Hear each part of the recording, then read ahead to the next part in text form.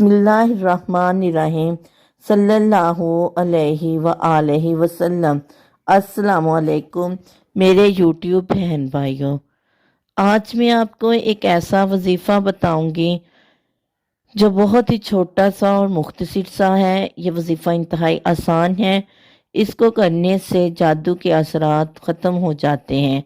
اگر کسی کو شک ہو کہ جنات وغیرہ کا سایہ ہے یا جنات انہیں تنگ وغیرہ کرتے ہیں اور واقعی کرتے ہوں تو وہ بھی چلے جاتے ہیں، بیماریاں ختم ہو جاتی ہیں۔ اگر کسی پر نظر لگی ہو تو نظر اتر جاتی ہے، نظر بد کا علاج ہو جاتا ہے، تکلیفیں دور ہو جاتی ہیں، آزمائشیں دور ہو جاتی ہیں۔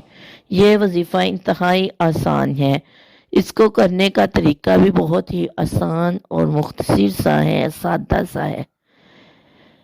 وظیفہ یہ ہے، کرنا یوں ہے کہ جب ہمارے ہاتھوں اور پاؤں کے ناخن بڑھ جائیں تو ہر کوئی اس کو کاٹ کے پھینک دیتا ہے اور وہ باسکٹ یعنی کوڑے کی باسکٹ کی نظر ہو جاتے ہیں۔ ہمیں یوں کرنا ہے کہ ان ہاتھوں اور پاؤں کے ناخنوں کو کاٹتے وقت نیچے سفید کلر کا کپڑا بچھا لینا ہے۔ اگر وہ نہیں تو سفید ٹیشو، اگر وہ نہیں تو سفید کاغذ کے اندر اپنے ناخن کاٹ لینے ہیں۔ ان کو کاٹنے کے بعد ان پر ہم نے ایک تسبیح انا للہ و انا الیہ راجعون کی پڑھنی ہے۔ اول و آخر 3 مرتبہ درود کوئی سا بھی پڑھ لینا ہے۔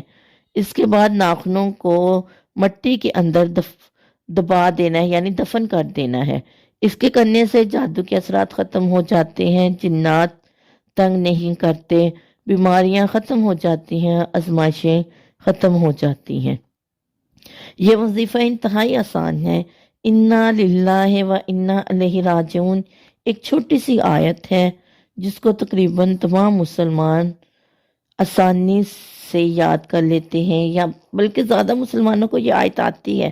جو بہت ہی بیچارہ ان پڑھ ہے، اس کو نہیں بھی آتی تو وہ بھی آسانی سے اس کو یاد کر لیتا ہے، کیوں یہ کافی دفعہ سنی ہوتی ہے یہ آیت۔ انا للہ و انا الیہ راجعون، اس کی ایک تسبیح پڑھنی ہے۔ اللہ تعالی ہمیں اس وظیفے کو کرنے کی توفیق عطا فرمائے۔